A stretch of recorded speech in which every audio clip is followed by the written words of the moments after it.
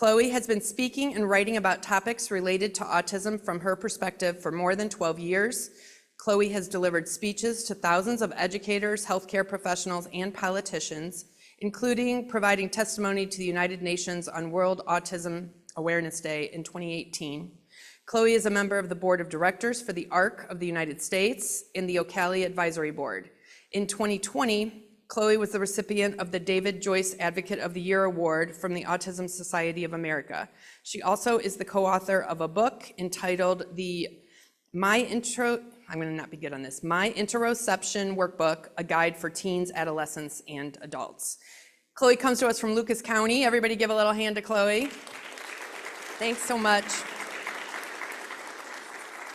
So when I asked Chloe what she wanted to talk about, I pretty much gave her free rein, and I threw out a lot of ideas, but the first thing she said is, well, I really like to do this presentation when Chloe met Eloise. And I said, oh, that sounds amazing, thank you.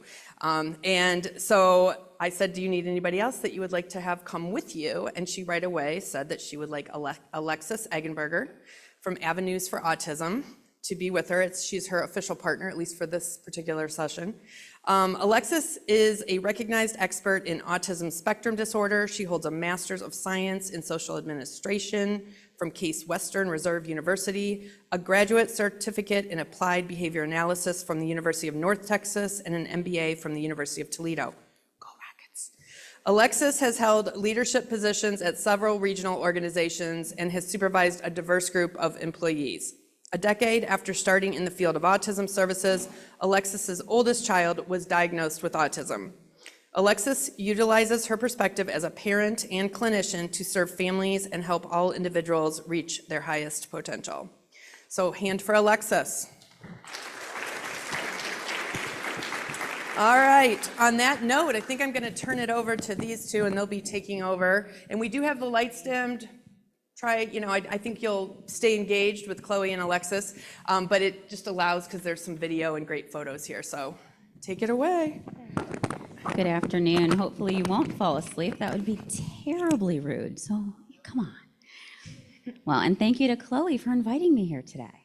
Yeah, is mine working? I think it is. Yeah, it's working. Well, that's working, but I don't know that this is, unless I'm doing it wrong. There we go. All right, okay. Proceed on.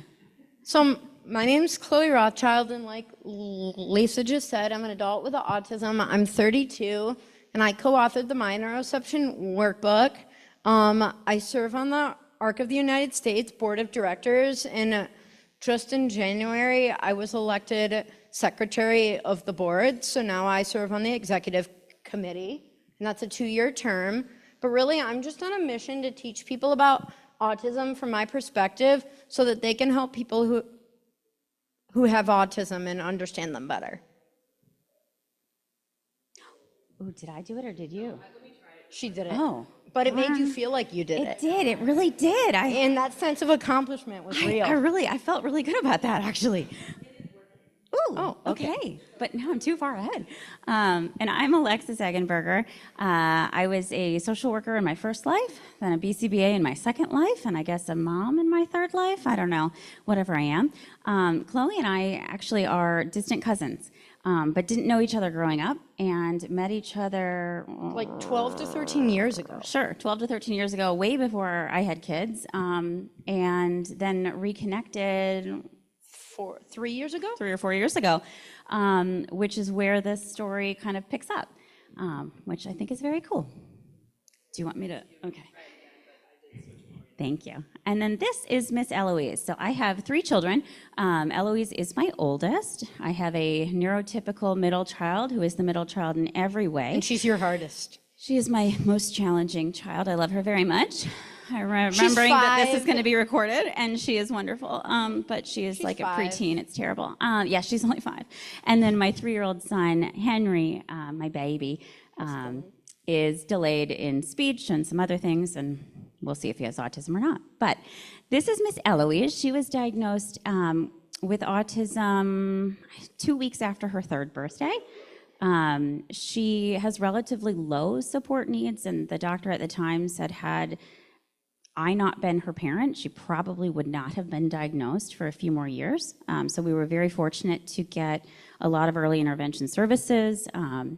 She is, well, I don't want to spoil the rest of the story, so I'll skip over some of the details. I don't think you said how old she is. Oh, she's 7 now.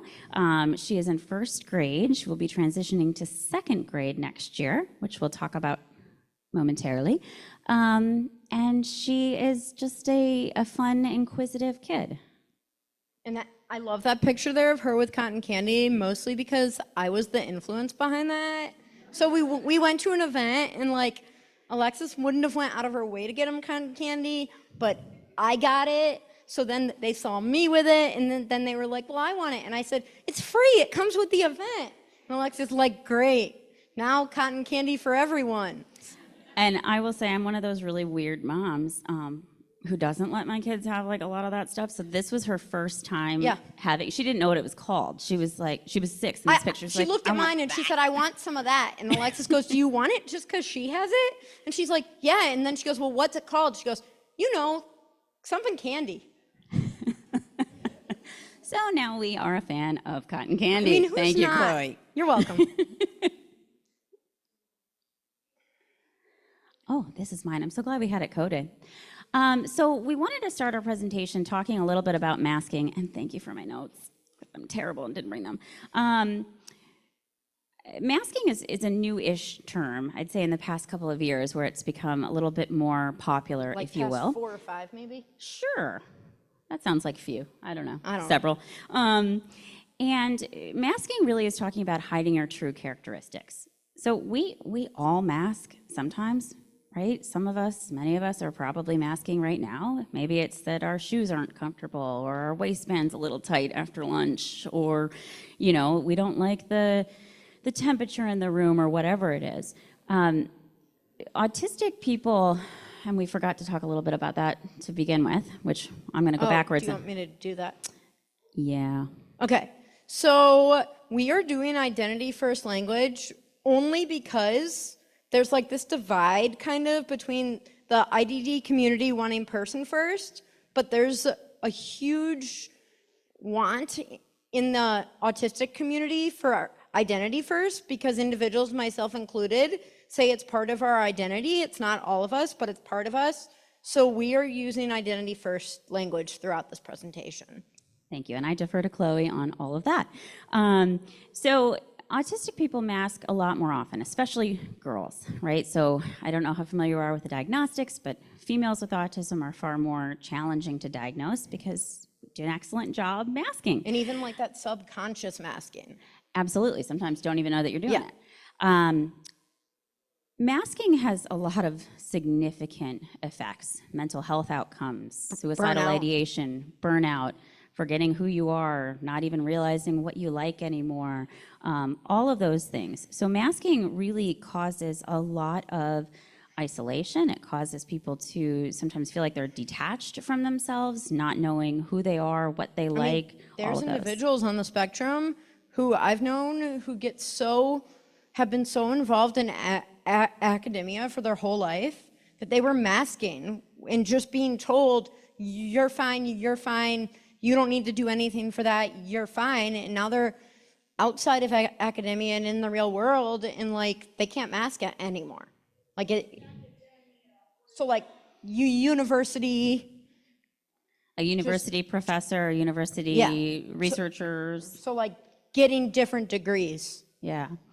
So we're going to talk a little bit about real life masking, and I think you have this one. So while it looks super great, and like Eloise is reading a book in that picture, like I'm sure most of you think, actually she is not. It looks like she is, but this was for a photo shoot for Alexis's work, and she did not want to be there. She did not want to read books at the library. So there are actually princess figurines hidden in those pages that you can't see. And she is masking to make it look like she's reading a book. And we do that throughout our lives, like holding things in. I was the child that came home screaming and crying soon as I hit the car or soon as I got off that bus. And my mom would call the teachers and they would say, I don't know. She was fine all day. We don't see that here. reality is I wasn't, but I was holding that in until I was home at that safe place with safe people I trusted. Wearing itchy or uncomfortable clothing, willfully withholding stimming, pretending to be okay when you're really not wanting to look different, which can lead to accommodations being requested. So like if you go somewhere that's really loud, but you don't put on headphones because you worry about what others think. I did that for the longest time, and then when someone asked me, I was like, well, what are they gonna think? And they said to me, who are they and why do they matter? And I was like, oh, you're right. Never gonna see them again, doesn't really matter. So, and also, it can also be the use of developmentally appropriate toys, activities, and interests.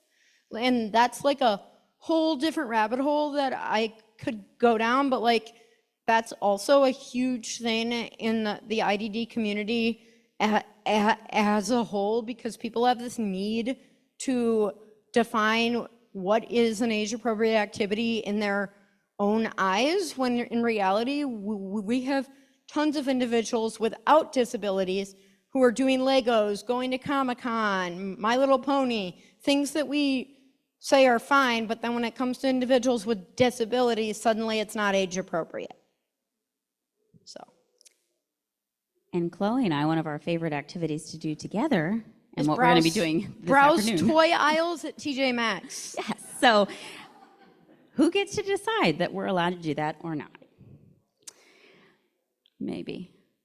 Yay, okay. So unmasking, this is a picture of Eloise in one of kind of the first-ish opportunities that she had to really unmask. So Eloise masked for a really long time, and she still does to some extent.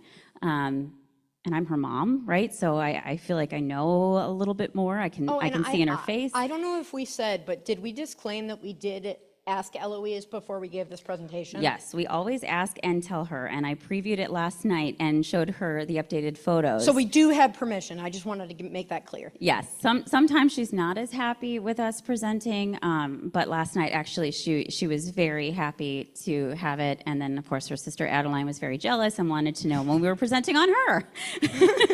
So no, honey, that'll be a different day. So Eloise masked quite a bit, still does. Things like if she has a different teacher at school, if they have a substitute, I will not know. She will not say to me, I had a substitute at school today, Mom. We will know because she ate nothing for lunch. She comes home, she's just not engaged as she usually is. And then I will text the leader or the teacher, and they'll say, oh, no, we had a sub today. I'm like, yep, that is it. And she'll say things like, that was different. So this is Eloise at actually the Toledo Express Airport. So a couple of years ago, we partnered with them and had an activity where our individuals could come and experience what the airport was like. She could go through security. She could bring a bag, which is her little backpack, to put on the little belt to see that. She takes backpacks everywhere. That's yep. her thing. Yeah, she takes a backpack everywhere. And she loves this toy. And she's also got earplugs in. And so this was her opportunity to just experience the world and experience it in a way that felt safe for her. So this unmasking is really about recognizing who we are, revealing that, and being okay with that. And again, like Chloe said, it's not easy. There are a lot of comments that go through your brain, and even at her young age, she will say things like, well, nobody else is wearing a backpack. And especially when that toy that a therapist actually got for her, one of her cousins shortly after looked at her and said, why do you have that? That's a baby toy. Yeah, and Eloise still likes toys that make noise. That may be labeled 6 months to 36 months, and who cares? Right, we don't shop by age. We shop by preference. There we go. So self-advocacy, we always want to touch on this, especially when we talk about masking. So we've got kind of masking and unmasking, but then also self-advocacy, which is standing up and expressing those needs, those wants, those desires, preferences, all of those things. And this is a really hard skill for a lot of individuals. When we don't teach self-advocacy, we lead to a lot more masking, right? And so I include these two pictures as a prompt to help me remember to talk about the first one, the chili. Eloise was on a feeding plan for a really long time. She would only eat very specific foods, like we've all heard, except hers were things like Mediterranean grape leaves. And so if we were on vacation, I was driving around like a crazy person finding them because that's all she would eat. You know, most kids, chicken nuggets, fries, pizza, she wouldn't touch any of it. So hummus, like we just drank it. So she was on a feeding plan at school. That's what they had recommended. And we went over to a friend's house one night for dinner. The friend had made chili, served up the kids. I hadn't eaten. I wasn't really paying attention. I look over at the kids' table, and Eloise is eating her chili in silence with tears streaming down her face. And that was the moment as a parent that I was like, what? Forget the feeding plan. What is happening? What, you know, right, I had no idea at that moment it was even about the food. Another child took a bite and said, wow, this is really spicy. And so my child had been sitting there eating this, not knowing she was allowed to say, this is spicy, or I don't like this, or I don't want to eat it. There was no level of self-advocacy because she was worried if she self-advocated, we would go back to that compliance-based approach and say, well, this is all you're getting, you have to eat that. Yeah, and so that was definitely the moment that we were done with the feeding plan, where there are a lot of different ways to do it, and that was not going to be the one.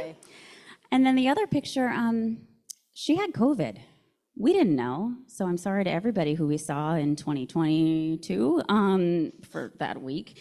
But she didn't have any of the typical symptoms, except her aggression was really, really increased, and she took a nap, which she hadn't done since, I don't know, she was 18 months.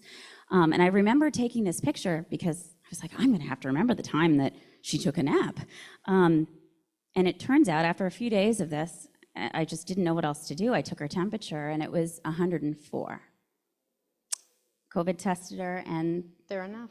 Yep, she had COVID, and then the rest of us got it. So again, teaching self-advocacy and self-awareness, there's a lot that goes into that. I remember her teacher told me once at school, did she ever tell you that one time I think she asked to take a break and she said something to the teacher of, normally I don't ask for a break, but I asked for one.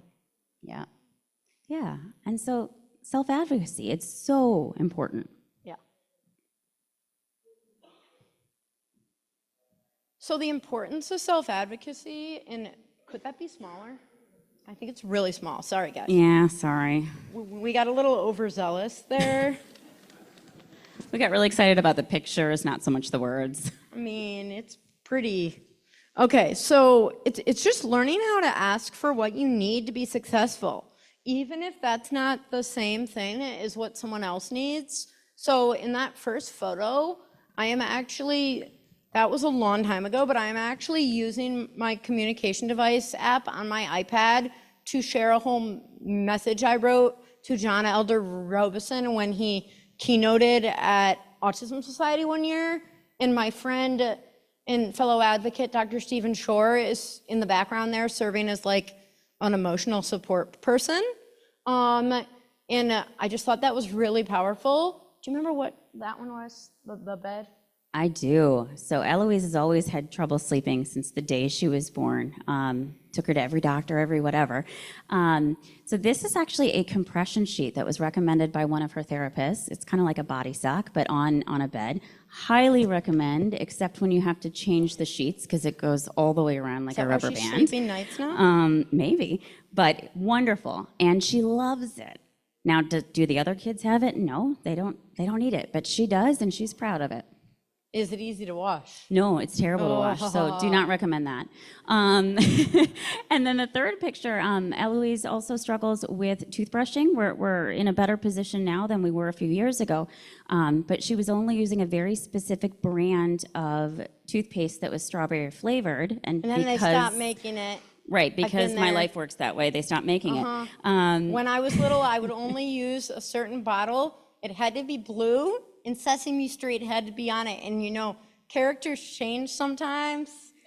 Never, never. So I had a friend who went from Kroger to Kroger to Kroger, because it was like a Simple Truth brand, here actually in Columbus, and shipped us, I don't know, 20, 30, 40 bottles of toothpaste, which was amazing. And I think we actually still have 2 left, and we have transitioned to another toothpaste. So it's a win. And then that last one is when it was kind of loud. I think that was at the Lucas County Developmental Disabilities Art event last year at the mall, and I was just wearing my headphones and just free to unmask. So really, it's just being able to ask and advocate for what you need, even if that's different than what someone else needs, and not feeling bad about it and like you need to go back to that masking.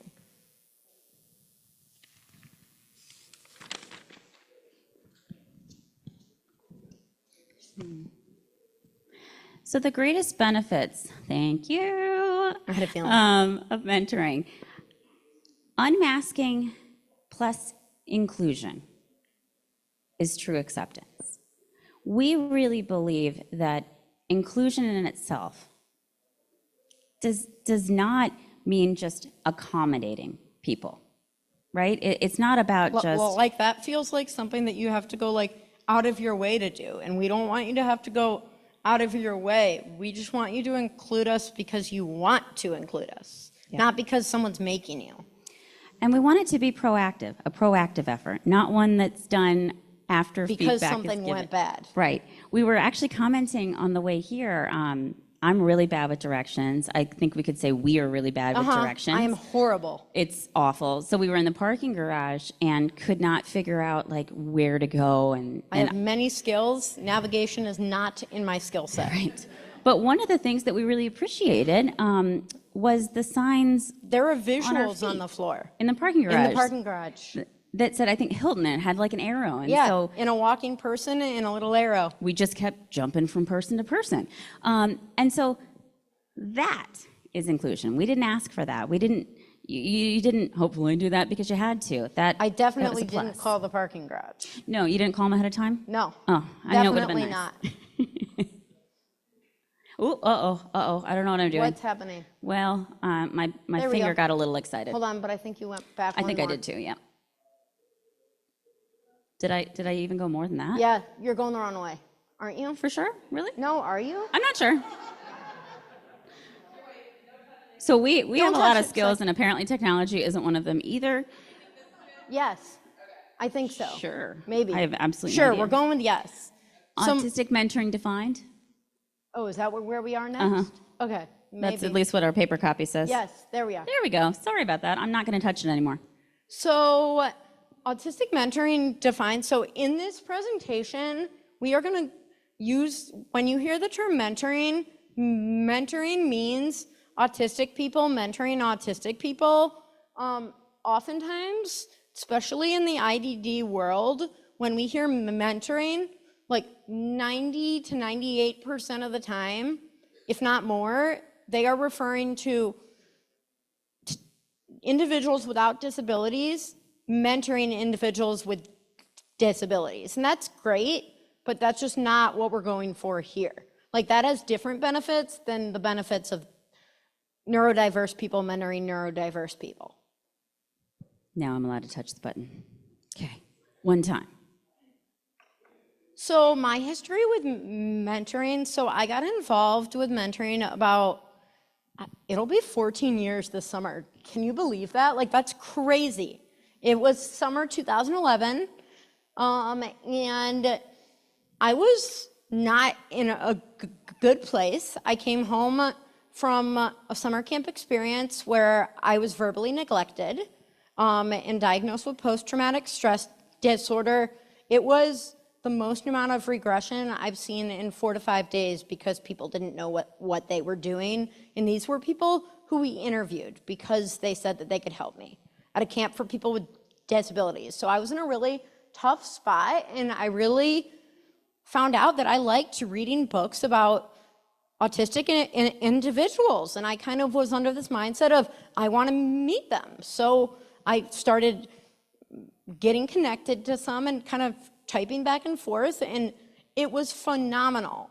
And I saw that they advocated and gave presentations, and I was like, well, I want to do that. And I remember a friend of mine who serves as a mentor, I said, how do I do this? And she was like, well, one of the key things is there's a lot of advocates out there, but you really have to make yourself stand out. And I'm not quite sure how I did it, but apparently I achieved it because I'm here now. And I mean, that's my friend Dina Gesner. Some of you may know Dina. She now works at Drexel Autism Institute. But Dina has mentored me from the very beginning she said, I'll fill out a proposal with you to present. We can be on a panel together. Then I'll help you fill out a proposal. Then you can fill out the proposal. And I was like, Dina, really? I don't think I can do that. No, I really don't think I can do that. And she actually nominated me for the ARC of US Board of Directors. And then when she off-boarded, I was like, well, I don't know if I can do it without you. And she's like, of course you can. And I have so many connections on that board, and it was my networking connection with that board that led to my job creation at the Vanderbilt Kennedy Center, where I work remote. So no, you're good. So it's been a really just great experience, and some of these individuals who have mentored me, I just saw Dina last week at the International Society of Autism Research Conference, where I thought it was the coolest thing ever to walk up to people and introduce myself, and they'd say, where do you work? And I'd look at them and I'd go, the Vanderbilt Kennedy Center, because I've worked so hard to get there that I feel like it just meant so much to be saying it. And then that's my friends Lydia and Connor, and we are all around the same age, and we're all autistic, and we love Disney. And that was in April when we all happened to be at the same place at the same time, which almost never happens. And that is my friend Lindsay and Sandra, and that is my friend Becca. And that's Becca was one of the first individuals who I actually mentored. And if you ask Becca's mom about this, 11 years later, she will have tears in her eyes. So when I first met Becca, we both went to the same autism charter school. And we had the best time ever dancing together at prom, and then we just kind of became friends. Well, Becca had some really aggressive behaviors at the time that really led to a placement outside of her family home. And I mean, no, you're fine. She had not yet had even 10 days of safe behavior at school. When we were friends, we celebrated 50 days of safe behavior at school, and now 10 years later, Becca lives in the community with an HCBS waiver. I mean, I really talked mom into going that route, and she's living her best life. And I'll just interject here that I was presenting, somewhere in the last few months, and I included a clip of Chloe at some point in my presentation, and it turns out we live in such a small world that Becca's mom was in the audience that day. Yeah, she told me. And she was in tears, and she did tell everybody in the audience that Chloe has changed Becca's world forever. I remember the first time I said, I want to go on an outing with Becca, and can you take us? And she was like, well, the last time I took her from the group home in my own car, it ended really badly, and there were a lot of behaviors, and I was like, well, let's just try. So she brought her friend along, we all went to McDonald's and Target, it's all great. Well, she orders our meals at McDonald's, and they go, I'm sorry, it's not 11 o'clock yet. We're not doing chicken nuggets, and she's like, I don't think you understand. And so she explained, and they're like, we'd be happy to make them though. Oh, good, because that's the right answer. So, I mean, and it was so successful, and now her parents take her even overnight. And I've gotten to meet Becca a handful of times, they still have a wonderful relationship. It's amazing. I don't know where their next slide is, so I might have to cheat.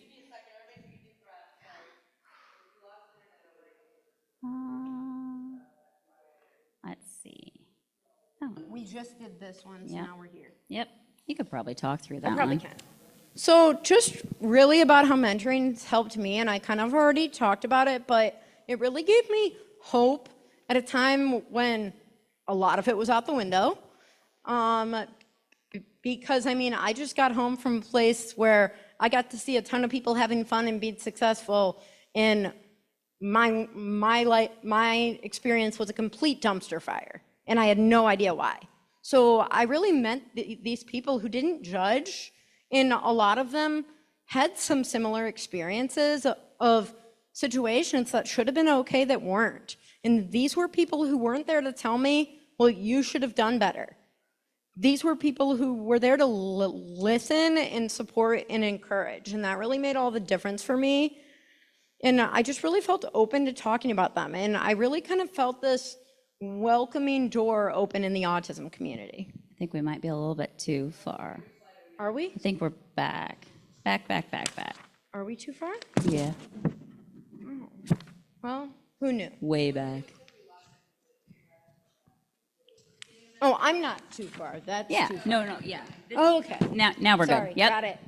So really, it's just opened the door. Finding my place in the autism community has opened my door to new opportunities and new friendships, and just even ways to help others. So I'll say to people like Dina and Sandra, like, how can I ever repay you for the amazing gift that you gave me? And they're like, just by helping others and just repaying the gift. And that's what I try to do. And so this video is showing, I think this was the second time you met. Yes, the first Eloise. time was at a playground for a short amount of time, and then I came over to your guys' house. Yeah, and so this is kind of how it all started. Oh, and they get to watch me dress up. That's great. Hey. I'm gonna be Princess Cinderella. I need my gloves. Do you want any? I'm wearing gloves. Oh, I think, look, they're the same gloves. we have the same gloves. We have the same gloves. We have the same gloves. We do. We're matching. Yes. Let's go in our car. Can you drive, please? Yeah, I would love to drive. Or because I'm a superhero princess, should we fly? We should fly. Where's my wings? Where's my wings? That was the definitely wings? from asking. I We saw them should earlier. Where fly. are they? I think they're right there. There? Are they over there? Mm-hmm. I'll bring our bags. And our peppers. So we have our money. Okay. And our band-aids. Yep, I got it all. And get our band-aids. All right, you ready to get on the No, airplane? we need our car. We need those things up there. What? We need those up on top of the piano. Can you, Oh. Yep, that's her hidden stash. can you get it for me? Random objects that we like. Yeah, I'm gonna leave my shoes. I'm like Cinderella. I lost them. Because they were 5 sizes too small. But she insisted I have them. I like your Vera Bradley with the tag still on it. We have, just in case we need to buy it instead. Yes, we like to pretend to buy. All right, you ready to fly? Yeah.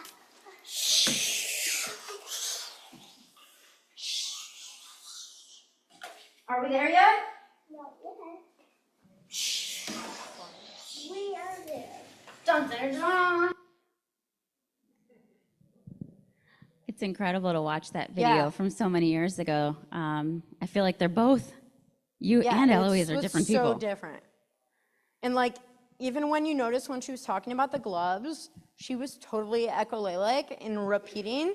But I think the real thing to watch was that she felt that level of comfort to unmask. And I don't know, would she have if it was another child? Necessarily. Oh, that's a hard question to Especially 3 years answer. ago. Yeah, Probably not. Probably not. So that was the beginning. Then at some point, Eloise learned talk to text. So she couldn't read, but she could speak into her iPad. But we also can't forget that Eloise and I both have difficulty sleeping. So she would sleep with her iPad and I would sleep with my phone. It's not a great habit, but it's what got us in bed. And sometimes it just is what it is. And one night, she FaceTimed me at 3:30 in the morning. And I answered and said, is everything okay? And she's like, yeah, why not? Why? I'm like, because it's 3:30 in the morning? And then this Mom of the Year didn't actually know that she did that until I Chloe texted said, me the next hey, morning. Well, what was going on at your house last night? And I was like, nothing, I was sleeping. Why? Oh, because Eloise called me at 3:10. So, winning. We're working on that. So then Eloise learned to talk to text, and there's a lot of really amazing features But on now she Apple reads, products. right? Now she reads, but at the time she didn't, and she figured out that you can highlight the text and there's a button that'll read it to you. And so for, I don't know, a few years, she and Chloe would text back and forth. Again, she couldn't read, but it read it to her. And so this was one of their messages where she says, Chloe, you're the best friend ever. And Chloe And says, nothing makes "You're you the feel best better too." than like, I woke up to this message from like a 5-year-old, like, yeah. And then they had the opportunity to go shopping together at Walmart. Oh, that was an expensive experience. I don't remember because I wasn't No, there. you just gave the money. I just provided the But I remember money. last time when we went, her teacher Amanda set like a whole, we're getting 5 food items and no toys, because last time when we went, it was an experience. And unfortunately for me, she also learned that day, because I gave her teacher cash, and I never pay in cash, that when you give a cashier money, they give you money back. And so now she consistently says, Mom, I want cash back. And I'm like, girlfriend, we're using my credit card. That's not happening. So. And she had never been to Walmart. Okay, you're making everybody judge me now.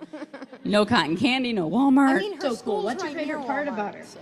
My favorite part about her is changing her diaper. It's right here. It's right here. Changing her, but no. There's one that they keep on her diaper and it doesn't come on. Oh, it comes with, I think, 2 diapers. One of them you put on her. She's just not wearing it one when you buy her. But it has to. But one has to stay. They have to stay on because that's the one I'm looking for. One to stay on. Oh. And my head the whole time was like, what's it matter?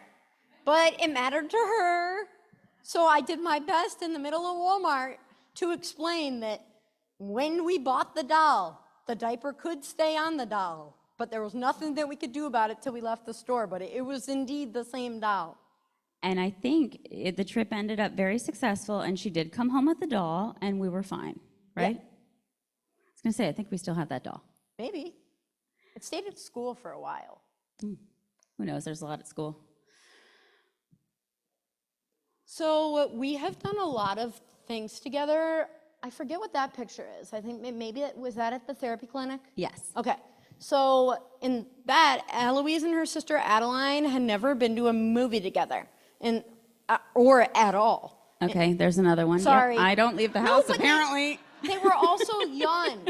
And during the movie, we went to Inside Out 2 together. I mean, Adeline was 4, and in the movie, at like about hour in, she looked at Alexis and said, "Can we leave now?" So that was like our moment of, okay, this is why we've never done this. But Eloise was fabulous the whole time. She loved it. Has she been to another one since? She did. I took her to Wicked, Okay. which she loved and stood for the that was a entire long 2 hours, movie. 40 minutes, and sang all of it. And that is why I took her to the 9:30 a.m. showing, because no one else cared.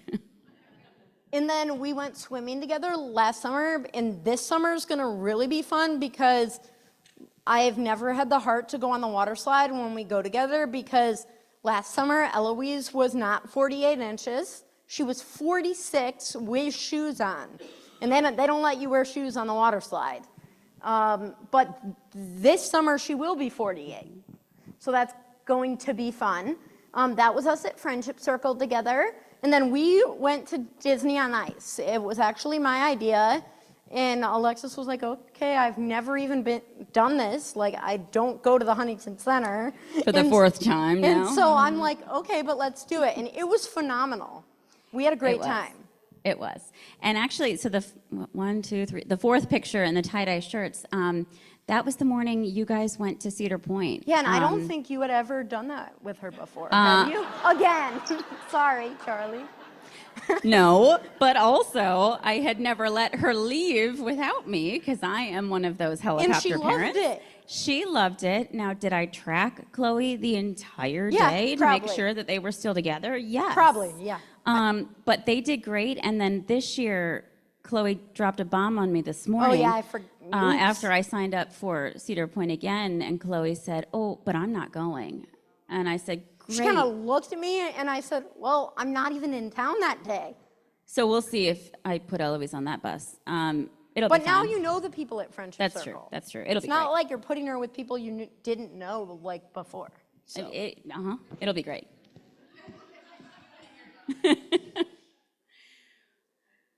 So these are your notes, I think. Are they? Your person. We had the slides coded. I don't know if you've noticed or not, but Chloe is the Olaf character, and I am Arlo, and that helps prompt us whose turn it is. So before Eloise figured out voice to text, we would send videos back and forth to each other so that she could understand what I was saying without having it read to her. And here is her video to me. Or wait, does mine play first? I think mine plays. We're about to find out if anybody's plays. We're about to find out.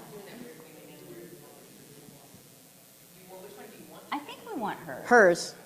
So what do you think about schedule I changes? think they're not that good, but it's okay.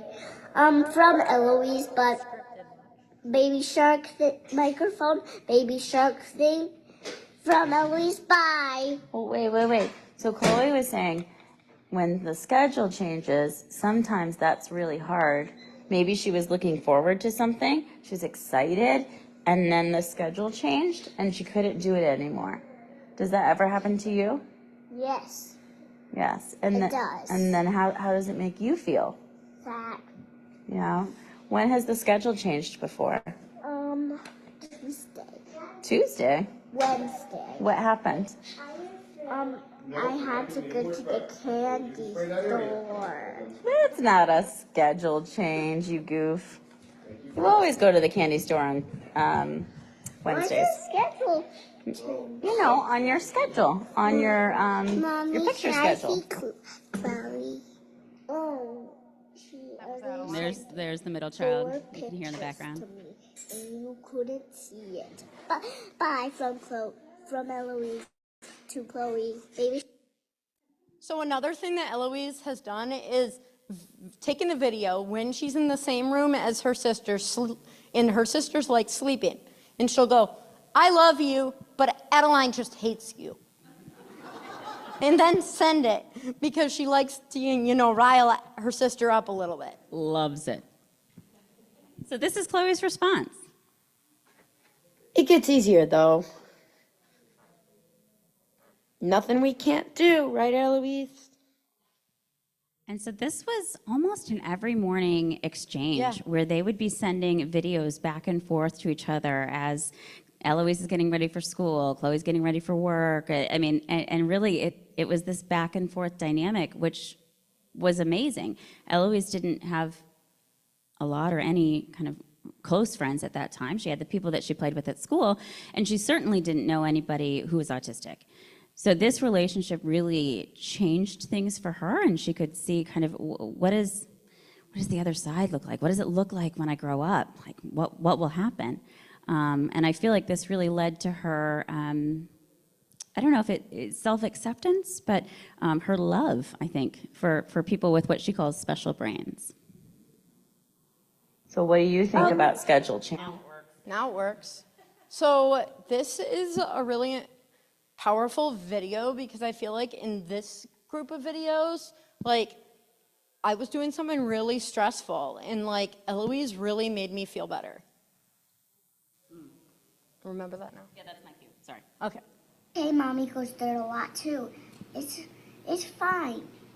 It's okay if you do new things. You don't have to do it. If you were scared, get a stuffy from your house. So this was a new doctor transition. And Eloise knew that Chloe was feeling a little bit anxious and sent her this video that morning. And Chloe's You're response, so right, sweet girl. I love you, Eloise.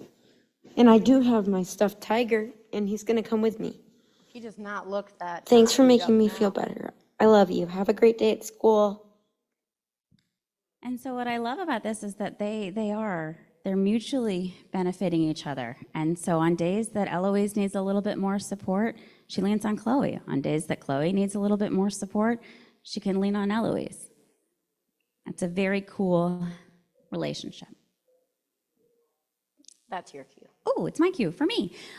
So Chloe and my relationship. So this all kind of started, obviously Chloe and I are cousins, distant. I mean, we're Jewish, so we're all related somehow. And we're also in a small town.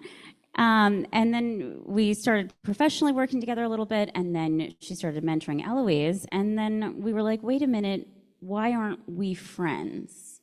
And who in the autism world and IDD world in Toledo doesn't know each other? It's Also such a true. small world that everyone pretty much knows everyone. Yeah. So then Chloe and I started hanging out together because it wasn't really fair that Eloise got to do all those fun things with Chloe and I didn't. So now Chloe and I present together. We go get pedicures, although it has been a while, and Chloe just told me she has scheduled an appointment last without time we did me. that, Eloise said, well, can I come?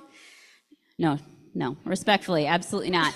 Well, we're like, that's a really expensive outing for a 7-year-old. Yeah, absolutely not. This picture in the bottom corner is Chloe and I with my sister. We went strawberry picking. That was a first for me last year. And they were good. No children. It did. It went great with us. I don't know No, what but would like have the happened. strawberries tasted good Oh yeah, too. they were amazing. We had to buy a lot though. And then Chloe has been involved in all of the kids' birthday parties, has helped with the planning to the execution. One year I even made the invite for you. Yep, she made the invite last year, the year before. I think you were super stressed and like, I don't know how I'm gonna do this. And I said, well, I know how you're gonna do it. Send me the info and I'll make it. She's like, are you sure? I'm like, it'll take me 5 minutes. Yep, and so she's just part of our family. And this morning on the car ride, her 3-year-old was saying, Chloe, please car, Chloe, truck. Yes, Henry, it is a truck. And just to be clear, that was not on the car ride here. He is No, not in the car he is by not in himself the right car. now. Just wanted to make sure that was clarified. That was on our way home from school. Good so point. he is in Toledo at home. With the babysitter. With the babysitter, not here. I think are you starting on this one? I can. So, like, what, 3 years ago now? Yeah. Alexis texted me and she was like, I'm having this real predicament. Like, where should I send her for kindergarten? And I was like, I texted her back and said, okay, are you ready for this? Like, this is going to sound crazy. You're going to think I've completely lost my mind. And she's like, okay, I'm ready for it. And I said, well, have you ever thought about asking Eloise if she wants to go to a school with other individuals who are autistic or have special brains, just them, or if she wants to go to a school where there's individuals with and without special brains or disabilities? She was like, well, no, but I guess I should. And Eloise has had experience in both settings. She attended, when she was 3, a preschool for children specifically with autism. There were 6 or 8 kids in her class. And then her second year of preschool, we did that half day, and then the public preschool the second half of the day. So she had experienced kind of both settings. And I asked her, and we went on some tours, and ultimately she said, Mom, I want to go to school with only people with special brains like me. And that was kind of a shocking moment to me as a parent. Like, do I listen to my 5-year-old, right? Do I let her choose where she goes to school? But I really talked to Chloe about it. I talked to providers about it. We toured schools. She did shadowing and all of that. There was another school that I loved that she called the bunny school because they had a pet rabbit in their classroom. It just wasn't right for her yet. And so Eloise chose her kindergarten and stayed there for first grade. And I'm nervous to say that for second grade, we are bunny school transitioning time. back to the bunny school. It is no longer the bunny school because that bunny has Died. retired. Oh. So it is now the quail school because they have quails, Oh. which is new to me. And she was very excited because that is like a Q. And when we do our alphabet, like she's psyched to have a Q. It's usually queen. So now we have quail and queen. But I think, you know, the whole kind of thought about asking our children, where do they want to go? And again, not that we're going to necessarily They don't let get them final pick. say. Right. They don't They're get final 5. say. But she has a vote. She has a thought. How many of us are asking our kids, what do you think about that? What do you want to do? In developmentally appropriate language, of course. So, really, mentoring for me has led to new friendships. It's given me the opportunity to do something I love, provide advice from my perspective to individuals with ASD and their family. It's given me joy and a sense of purpose, encouragement, and really opportunities to practice my own communication skills.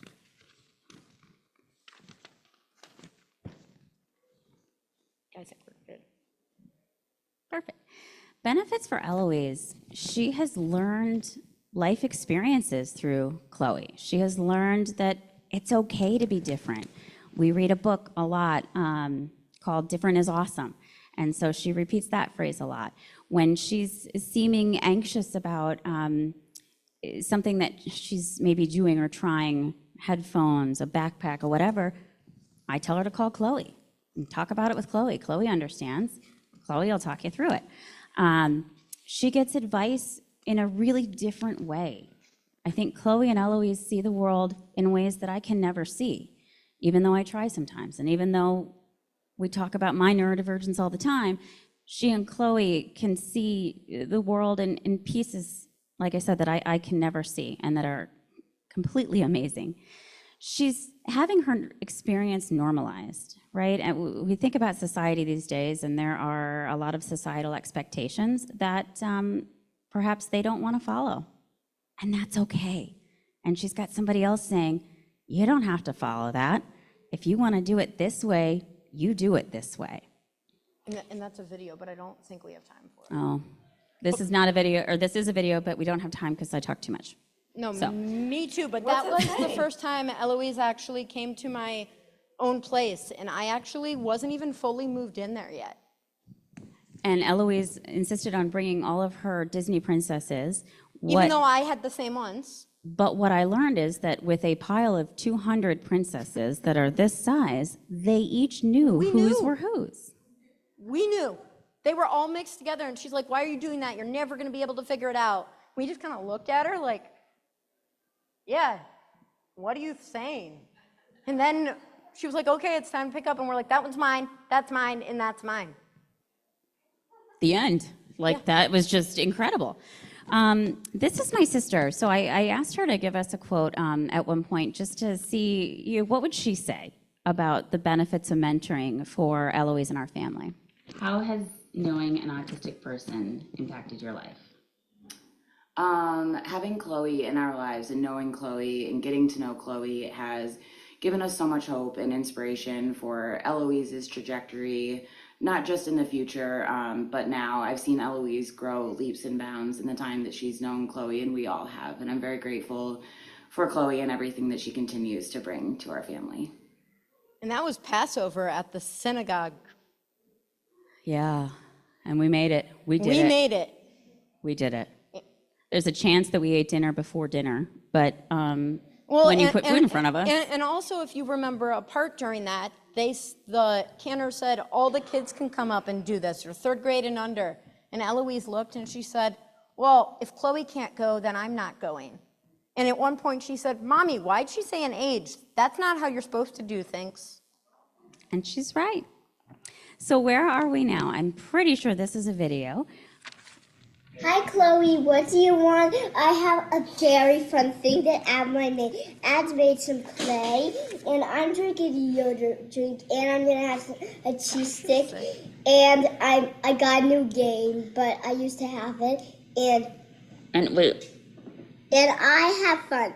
Are you Join the club, the Bumblebee Club. okay? Are you feeling better? Are you feeling better? No, are you feeling better? I'm feeling better, Chloe, yeah. but not great. I don't know, you look But pretty you great. seem pretty. And that was a text she sent to me. So basically, she was feeling frustrated, and she sent me a text that said, "I don't want you to present with your mom, with my mom, ever again, ever. I mean it." And I'm like, "Oh, are you okay?" And then she sent me a text back that basically said, "I'm so sorry." Yeah, Sorry, I didn't mean to say that, Yeah. but I wanted to say I love you. yeah. So And I tried to include a picture that didn't carry over because I made changes, this morning. That over the weekend, Eloise was invited to a birthday party of one of her classmates, and he had never had a friend at a birthday before. And she went up the second she saw him, grabbed his hand, and they are off. so now she's passing And it on. she's right, so she's mentoring him. He's still learning language. He's still what, 4, 5? He just turned 5, and they are just best buds. And she's patient with him, and she waits for him, and she just she's amazing.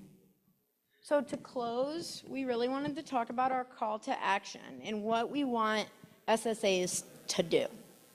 So facilitate mentoring, whether it's formal or informal. Promote lifespan events for the whole family. It's so easy to find kid events, even teen events, but not easy to find full family events. Lifespan events. Lifespan, thank you. Use lived experiences to inform decisions. Even as professionals, we think we probably know what the research says, but ask our individuals. And that's what part of the cool part with me being at TRIAD at Vanderbilt Kennedy Center is that I'm on our staff now, and everyone values my perspective as much as they value the perspective of that psychologist. Yeah. Optimize processes. Don't make it hard. Make things easier for us Enough to stuff do. is hard. Let's not make it harder. And be open to all possibilities. We have no idea where individuals are going to go, where Eloise is going to go, where Chloe's going to go. Yeah. Chloe doesn't know where Chloe's going to No, go. I barely know what's happening tomorrow. So with that, I think I'm over time. Yeah, Very sorry. sorry. Thank We you ran out very of much. I'm sorry. Way to go. Very nice.